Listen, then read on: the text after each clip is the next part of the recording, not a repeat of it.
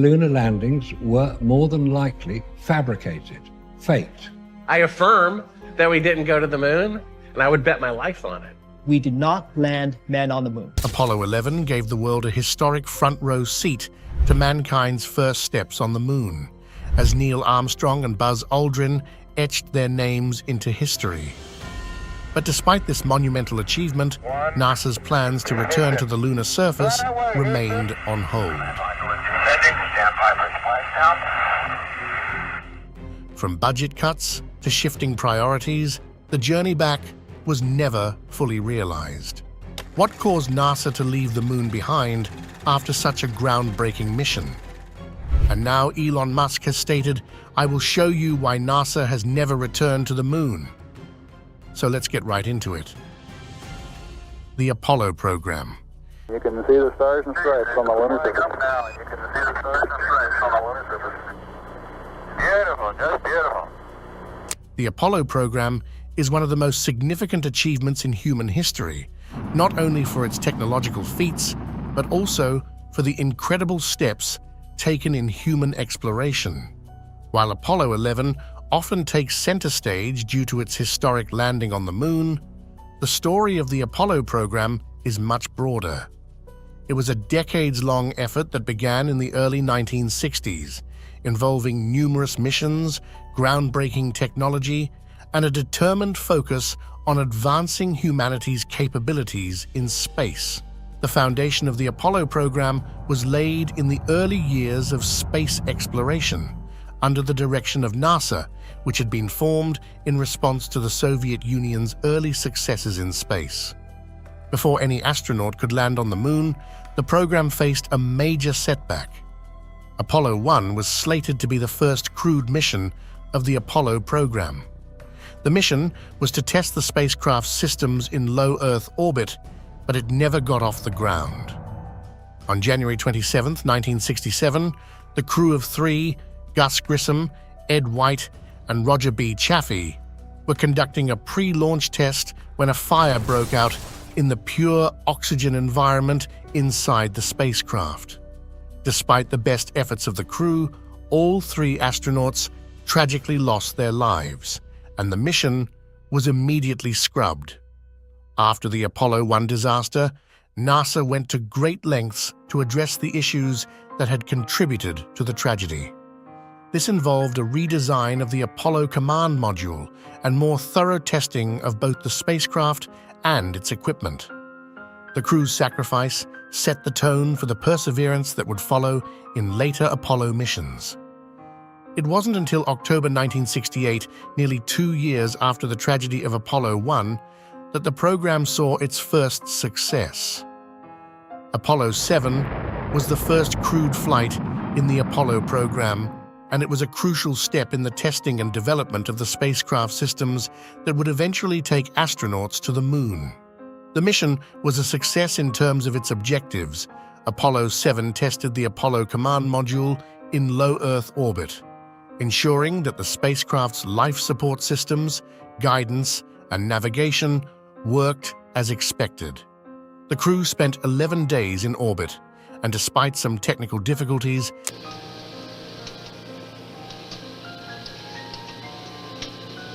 the mission confirmed the spacecraft was ready for future crewed missions. This marked the first time that humans had flown in an Apollo spacecraft, and it gave NASA the green light to move forward. Apollo 8 made history by becoming the first mission to send astronauts around the moon. This mission wasn't originally part of the Apollo program's plan. NASA had initially intended to have the first manned lunar landing occur on Apollo 10. However, after the success of Apollo 7 and with time running out, the decision was made to send a crew on a test flight around the moon. Their mission was to verify that the spacecraft could travel to the moon, perform a lunar orbit, and return to Earth safely. On December 21, 1968, the spacecraft was launched on a trajectory to the moon. Upon reaching lunar orbit, the crew made a series of burns to adjust their trajectory and successfully entered a stable orbit around the moon. This mission is especially significant because it marked the first time humans saw the far side of the moon and witnessed the view of Earth rising above the lunar horizon. After 10 orbits of the moon, Apollo 8 returned safely to Earth on December 27, 1968. Apollo 9 was the first mission to test the lunar module, which would be used to land astronauts on the moon. The lunar module was a crucial piece of the puzzle, and Apollo 9 provided the first opportunity to test its performance in Earth's orbit. The module had to be tested in conditions that simulated a lunar landing, and this mission confirmed that it could separate from the command module, maneuver in space, and return safely. Apollo 10 was essentially a dress rehearsal for Apollo 11. While the mission did not land on the moon, it was the first mission to send astronauts to the moon's vicinity and test the entire lunar landing sequence except for the actual landing itself. Apollo 10's success paved the way for the historic landing of Apollo 11, the one that actually landed on the moon. More on that and why NASA never returned to the moon later. After the success of Apollo 11, several more crewed missions were sent to the moon, focused on lunar exploration, which contributed to a deeper understanding of the moon's geology and environment. Apollo 17, launched in December 1972. How's the TV working? Beautiful. To coin a phrase, it's a panoramic scene of beauty. Oh, come on now, Bob. Say, Bob, what do you think of the terrain? Was the last mission of the Apollo program. It was the sixth and final crewed mission to the moon, and it marked the end of the program. The crew spent 3 days on the lunar surface, exploring the Taurus-Littrow Valley, collecting samples, and conducting scientific experiments. Apollo 17 remains the final time humans have traveled beyond Earth's orbit. The mission provided the most extensive set of lunar samples ever collected, and it marked the end of an era of human exploration of the moon, the Cold War moon race. The Cold War between the United States and the Soviet Union, lasting from the end of World War II until the early 1990s, was marked by intense rivalry, not just in political ideologies and military power, but in nearly every aspect of global influence. Among the most fascinating arenas of this competition was the space race, which pitted the US and the USSR against each other in a technological and scientific contest that would define much of the mid-20th century. The origins of the space race are tied to the broader context of the Cold War, where the United States and the Soviet Union were locked in a geopolitical struggle. Each side sought to prove its superiority militarily, economically, and ideologically. The competition to achieve dominance in space was not just about technological innovation, it was a way for both to assert their political and ideological systems as superior. The US championed capitalism and democracy, while the USSR promoted communism and a state-controlled economy. The race to space became an extension of this ideological battle, with both nations eager to demonstrate that their way of life could produce greater achievements. It all started with the launch of Sputnik, won by the Soviet Union on October 4, 1957. Sputnik was the world's first artificial satellite, and its successful launch was a shock to the United States. It demonstrated that the Soviet Union had developed the ability to send a man-made object into orbit around the Earth, and it raised serious concerns about the technological and military capabilities of the USSR. The implications were vast. If the Soviet Union could send a satellite into space, could they also develop the capability to launch nuclear missiles from space? The launch of Sputnik spurred the US government into action. President Eisenhower, worried about the technological gap between the two superpowers, recognized the need to invest more heavily in science and technology. The creation of NASA in 1958 was a direct response to Sputnik. However, the US was not only concerned with closing the technological gap, but also with the implications of Soviet success in space. the fear of falling behind in a race that could directly impact national security, especially with the potential for space-based weapons, was a significant driving force behind the US efforts. While the US focused on developing its space program,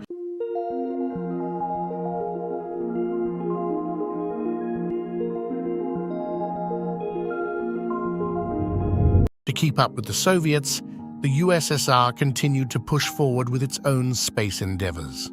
The Soviet Union had a strong scientific and engineering community, and it made rapid advancements in space exploration, culminating in Yuri Gagarin's historic flight on April 12, 1961. Yuri became the first human to orbit the Earth, and his achievement was a major victory for the Soviet space program. In the years that followed, the space race would become one of the defining features of the Cold War. Both poured significant resources into their space programs with the goal of achieving world dominance. But while the space race itself was the most visible and iconic competition, it was by no means the only arena in which the US and the USSR clashed. In terms of military competition, the Cold War was marked by the arms race. Both the US and the Soviet Union built up vast stockpiles of nuclear weapons, each side striving to have the upper hand in terms of firepower. This race for nuclear superiority was accompanied by a struggle for influence in the world. The US and the Soviet Union supported opposing factions in various conflicts, including the Korean War and the Vietnam War, as each side sought to spread its own political system and gain allies. The space race, however, offered a different kind of competition. It was not just about military power, but about the ability to conquer the unknown, to push the boundaries of human knowledge and capability.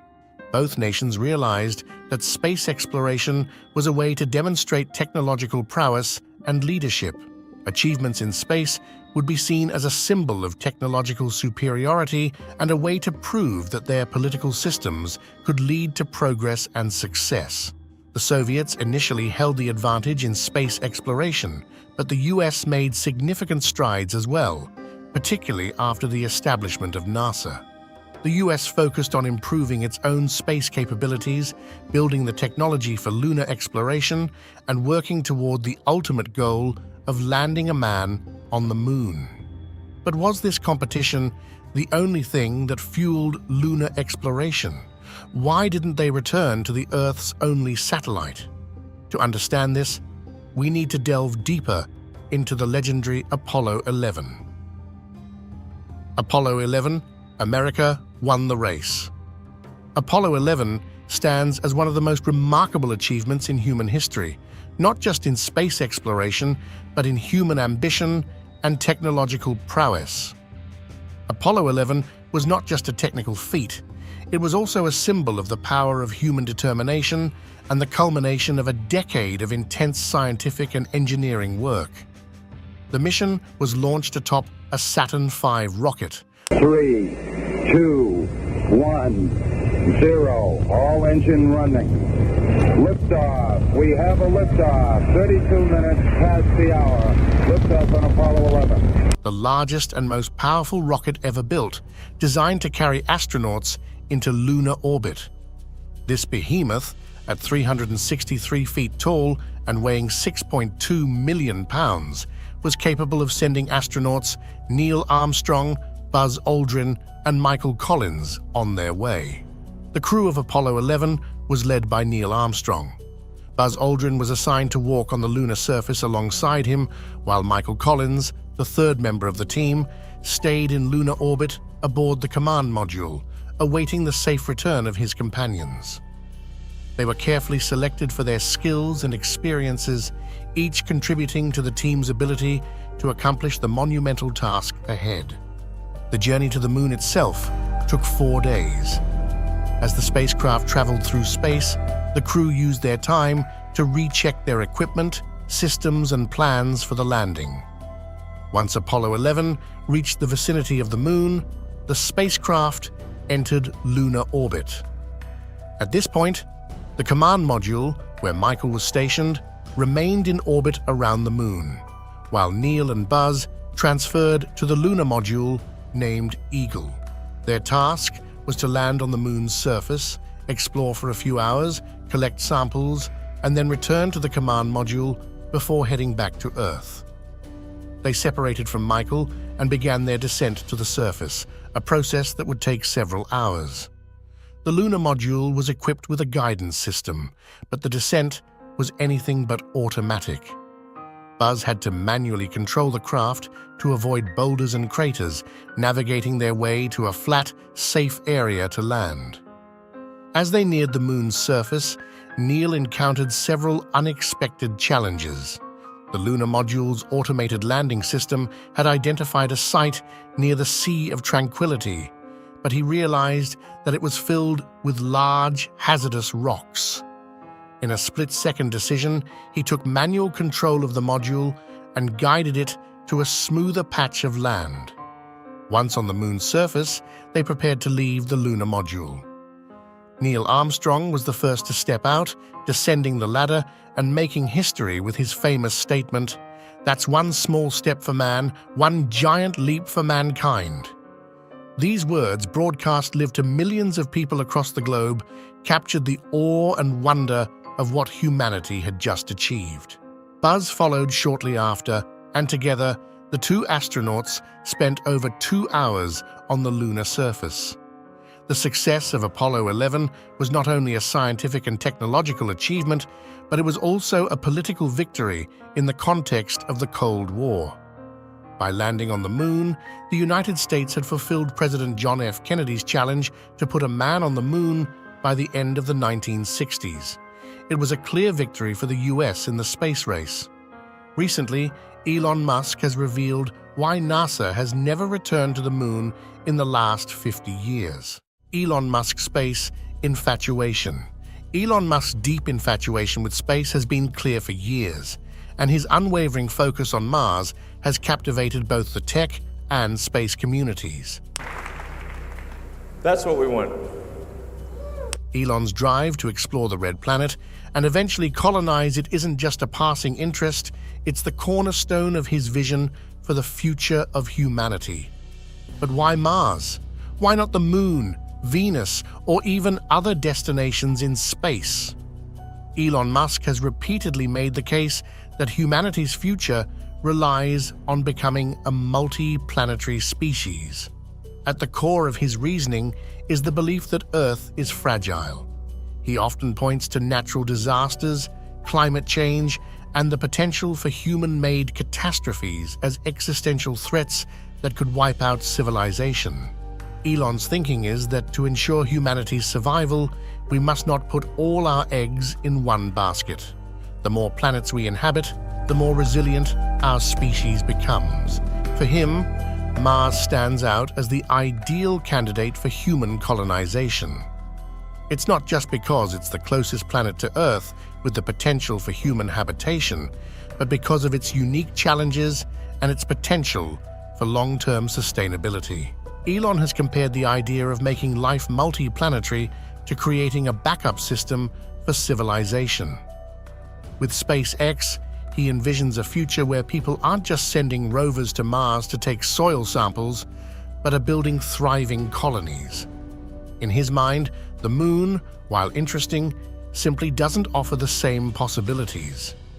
The Moon lacks many of the natural resources that Elon believes are essential for building a self-sustaining colony. There's no atmosphere, making it harder to develop technologies for habitation. Elon has spoken on numerous occasions about the challenges of sustaining human life on the Moon. The Moon is close, but it doesn't have an atmosphere. The gravity is only 1/6 that of Earth, and it's missing a lot of key resources. Particularly because the Moon is a barren, inhospitable rock without the resources that could support long-term settlements. But these are reasons why Elon doesn't believe the Moon could be our next home, not why NASA has abandoned the Apollo program. Mars is Elon's clear target because of its potential to support human life in ways other planets cannot. He has stated that Mars is the only planet in our solar system besides Earth where humanity could build a self-sustaining civilization. It has a 24-hour day cycle, which closely resembles Earth's, and it's cold, but not too cold. Mars also has water ice beneath its surface, a critical resource for sustaining human life. Water is necessary for drinking, but also for growing food and producing oxygen. Elon has been vocal about the importance of water as a key resource in space exploration. While the Moon has some water ice in permanently shadowed craters at its poles, the quantity and accessibility are far less favorable than what's found on Mars. Moreover, Mars has a gravity that is roughly 38% of Earth's, which is enough to help mitigate the severe health problems that come with extended exposure to microgravity on the Moon or in space. One of the driving forces behind Musk's vision for Mars is SpaceX, whose primary goal is to reduce the cost of space travel, which Elon sees as the key to making Mars colonization feasible. By developing reusable rockets with the Falcon 9 and the Starship program, he hopes to drastically lower the cost of launching payloads to space, making it possible to send thousands of people to Mars. Mars to be a self-sustaining civilization as quickly as possible. And I think this can be done in around 20 years. The development of Starship, a fully reusable spacecraft designed for deep space travel, is central to this vision. Elon has been clear about his long-term goal for SpaceX. Starship is designed to be capable of carrying up to 100 passengers, along with the necessary supplies to help them survive on Mars for extended periods. Elon's obsession with Mars can also be traced to his personal philosophy. He's driven by a desire to make a meaningful impact on the future of humanity. He has often discussed how important it is for humanity to pursue ambitious goals in order to give people something to aspire to. He sees space exploration as a unifying cause, something that can connect people around the world to work together toward a common goal. Elon Musk revelation. The United States landed on the Moon 6 times between 1969 and 1972, with Apollo missions bringing back hundreds of pounds of lunar rock and soil samples and making history by sending astronauts into space and onto the lunar surface. But after Apollo 17, NASA's last lunar landing, the US seemed to pull back from the Moon. Despite the groundbreaking success of the Apollo program, the United States did not send astronauts back to the Moon. One key reason they listed for halting the lunar missions was the immense cost. At its peak, the Apollo program consumed roughly $25 billion, equivalent to over $150 billion today. The public's enthusiasm for space exploration also began to wane. The excitement of landing on the Moon was largely captured in the first few missions, but by the time Apollo 17 landed on the Moon in 1972, the novelty had worn off.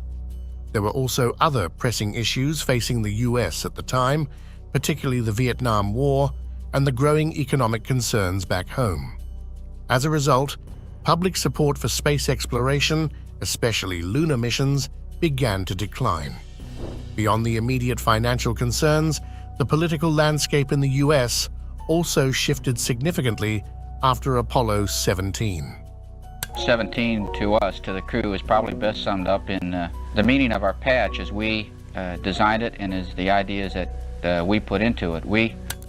The Apollo program was, in many ways, a product of the Cold War competition with the Soviet Union. The US had put a man on the Moon to demonstrate technological superiority during the space race, which was part of a broader struggle for global influence.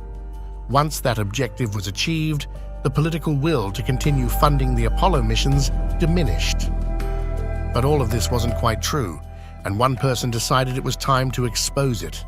Elon Musk shocked the world when he declared, "I will show you why NASA has never returned to the Moon." According to Elon, they lied, and the truth lies in the gaps of the Apollo mission's story. He claims there's evidence suggesting NASA might have discovered something on the Moon they weren't ready to confront, something that changed the course of space exploration forever. Elon theorized that it wasn't just about shifting public opinion or reallocating resources. He hinted at classified data from the Apollo missions that was never made public, raising questions about what NASA might have found on the moon's far side. Could it be alien structures, untapped resources, or something more ominous? Elon, with his bold ventures into space, promised to uncover the real reasons, insisting, if there's a truth to be told, we owe it to humanity to find out. This isn't just speculation. Elon has reportedly directed SpaceX to prepare missions specifically aimed at the moon, not just to land humans there again, but to investigate these unanswered questions. We can't explore Mars fully until we understand what NASA left behind, or why they never went back, he said. With SpaceX's advanced Starship program, Elon believes we're closer than ever to uncovering the moon's secrets. Whether it's a game-changing discovery or just a forgotten piece of history, Elon's quest has reignited the debate. Why hasn't NASA returned to the moon? And more importantly, what could they be hiding? Also, let's not forget about the discoveries that have shown that the moon is more dynamic than previously presented. Scientists have found evidence of water and ice at the lunar poles, hidden within permanently shadowed craters. This discovery could have vast implications. Water is essential for human life, and if it can be extracted from the moon, it could fuel lunar bases, be used for drinking, and even be converted into oxygen for breathing or hydrogen for rocket fuel. These resources could enable sustained human presence on the moon, potentially turning the lunar surface into a platform for further exploration of the solar system, a celestial body much closer than Mars. Furthermore, evidence suggests that the moon is not as dead as once thought. Seismic activity has been detected, and these tremors hint at internal dynamics beneath the surface. It's possible that there are still untold geological processes happening on the moon, and that its interior could harbor crucial scientific secrets. Another interesting find has been the discovery of rare geological formations on the moon's surface. Scientists have uncovered signs of ancient volcanic activity, as well as strange rock formations that may indicate the presence of materials not found elsewhere in the solar system. These findings could have immense scientific value, and understanding them could unlock new knowledge about the formation of planetary bodies and potentially human settlements on the moon. High desert of the United States. It's different, but it's very pretty out here. So, could it be true that NASA never returned to the moon because of what they found, or what they couldn't explain? Elon's revelations leave us with more questions than answers, but one thing is clear: he's determined to uncover the truth. Should Elon focus on the moon rather than Mars? Let us know in the comments.